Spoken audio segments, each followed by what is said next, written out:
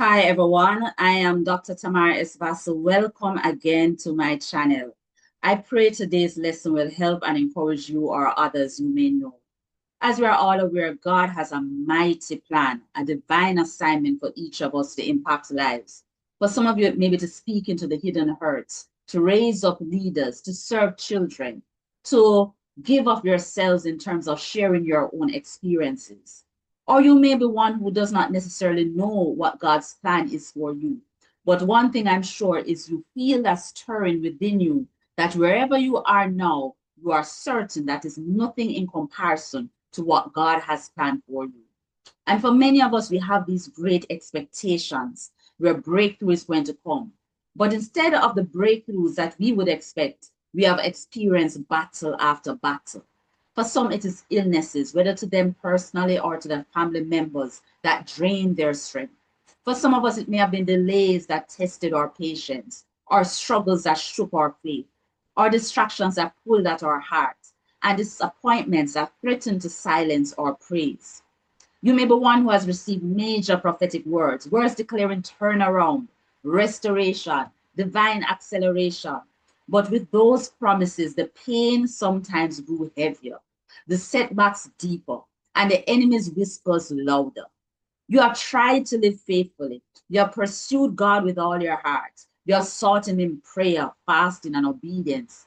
Yet the breakthrough you long for has not come in the way or the timing you expected. You have felt rejection, as all of us have at different times, maybe even deep betrayal. You know what it's like to walk in hidden seasons where no one sees your tears or fight. I can relate to that quite well. And even if they saw the tears, they would not understand because many times you probably didn't even understand to be able to articulate it. If this is your story, if it sounds like you, if this is the pain that you have felt, then this lesson is for you. Because what you are going through, what you have been through, was part of the preparation process. And what is coming will make every tear that you shed and every trial simply worth it. The reality is, God's purpose is always marked by preparation. And often that preparation looks nothing like the promise. It can feel like delay, disappointment, and even punishment. Let's look at Moses, for example. God called him to lead an entire nation, and deep down, Moses knew it. When we look at scripture, it tells us in Acts 7 that Moses thought his own people would have realized that he was called to be a deliverer, but they did not. He felt the stirring, he sensed the call, and he acted. He stepped out to defend one of his fellow Hebrews, believing maybe this is how God would begin to use him. But instead of stepping into leadership, as we all know, Moses had to flee for his life. The very people he thought he was sent to help, who would have embraced him, rejected him. And so he spent 40 years in the wilderness. And let's be honest, if that was us, how would we have thought? We would have probably thought, did I get it wrong? Did I miss God? Have I disqualified myself by stepping out of the time of God? And for some of you, I'd say to you, if you stepped out at the time of God, remember that God already knew you would have stepped out before you even stepped out, before you were even born, before you were even created. And so he already made provision for that. Another thought that may have crossed our mind at some point is this the hand of the devil at work? But God used the wilderness as a place of refinement, the place of divine development, because God was building a kind of man who would carry the weight of national deliverance. And maybe that's where you are. What if God is using this current or past seasons as preparation ground? What if the purpose of the wilderness is to prune you, prune your heart, strip away pride, fear, double-mindedness, your reputation that many of us hold on to so highly, to help you confront the deep hidden issues of your heart, so that when the destiny doors open, you are able to operate with the wisdom, humility, and nature of Christ that you prayed for at different times of your life. Ask yourself, have you been so focused on the battle or the battles that you have missed the lesson?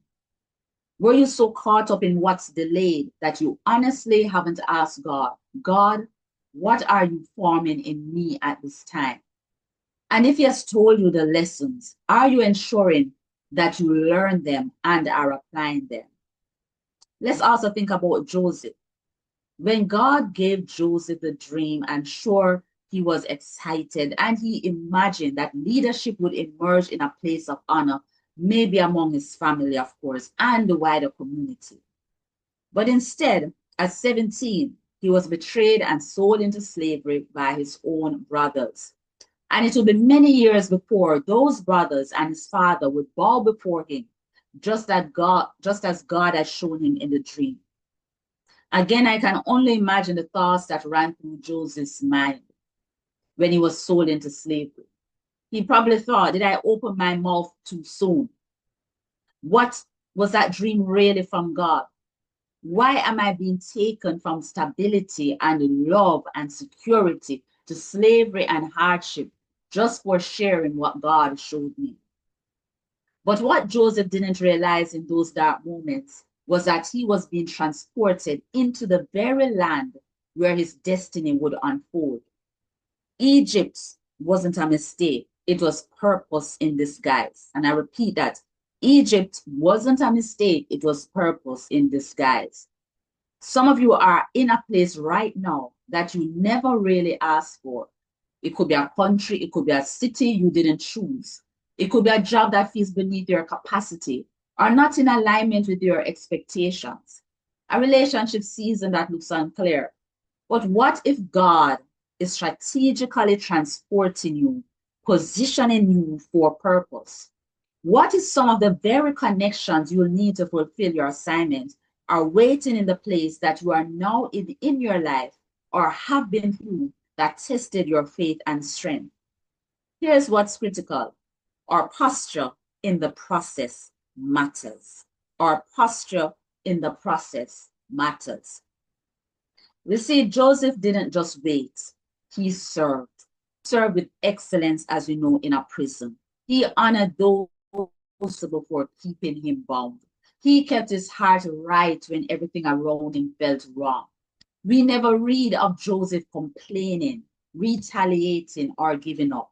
If he vented, he took it to God, not to people. So let me ask you another question. Can you serve faithfully or continue to serve faithfully in a season and place that feels unfair? Can you show up in excellence when no one is celebrating you? Can you still carry yourself with integrity when your environment is what you call or consider beneath your potential?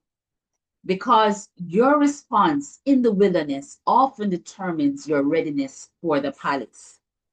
Again, I repeat, your response in the wilderness often determines your readiness for the palace. The same God who gave the vision or who has been stirring something deep on your inside will open the door, but you must be ready when it swings open.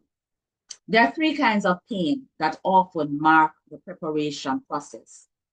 And if you're not aware of them, you may misinterpret them and sabotage what God is doing in your life. I call the first one the pain of obedience. What is that? Sometimes the pain you feel is not because you have done something wrong, but because you chose to do right. You followed God. You obeyed the instruction. You gave up something others would have kept. You left that relationship. You turned down that offer. You said no to compromise. But instead of immediate reward, you found resistance. And you may have wondered, God, why does it hurt this much to obey you, to walk faithfully? But even in the midst of that, remember Jesus in the Garden of Gethsemane. Obedience cost Jesus everything. But that obedience also opened the door to resurrection power. So, where are you feeling the pain of obedience? Are you willing to trust that it's producing something greater on the other side? Are you willing to press through in confidence and praise as you transition through, knowing that it will be working resurrection power in your life? The second pain I call the pain of rejection. And rejection, as we know, can feel brutal. being overlooked, being misunderstood, even betrayed by people you thought would walk with you. And here's what I've learned. God often uses rejection as redirection. Sometimes he allows people to walk away, not because we are unworthy, but because our assignment is too sacred to be mishandled. Joseph was rejected by his brothers, as we know, but it was their betrayal that positioned him for destiny. So in everything, we need to trust God through the process. David was rejected by Saul, but it forced him to build a new army that God would actually anoint. So here's the question. Have you been interpreting rejection as failure when it might actually be God's protection? Protection for greater things he has for you. And the third pain I call the pain of preparation. And everything here overlaps. Obedience, rejection, preparation in some way. And all of them tie into preparation because to me, the journey of life from birth onwards is all part of the preparation process. This preparation process can be subtle at times because we don't realize that what we are going through is preparation. We may not be in active warfare like David fighting against Goliath and the different giants and the different armies, but we can feel the pressure. We can feel the spiritual warfare. There's a deep stretching that's happening, a sense that God is digging deep, reshaping us, reordering our priorities. This kind of pain often feels quiet, but it's intense. It's the pain of being hidden, of not being seen or celebrated, of doing the right things when it feels like no one's watching. But don't despise this season because this is where God builds depth. And deep roots are necessary if you're going to carry long-term fruit. So I ask, as we look at everything that we have covered, one, what period are you really at now? Are you experiencing the period of pain of obedience? Or is it pain of rejection or pain of preparation? Or it could be a mixture of all three, especially in terms of preparation, as I said before, overlaps with everything else in life. Two, what lesson or lessons has God been teaching you through the process? Three, what have you learned about yourself and God through the process?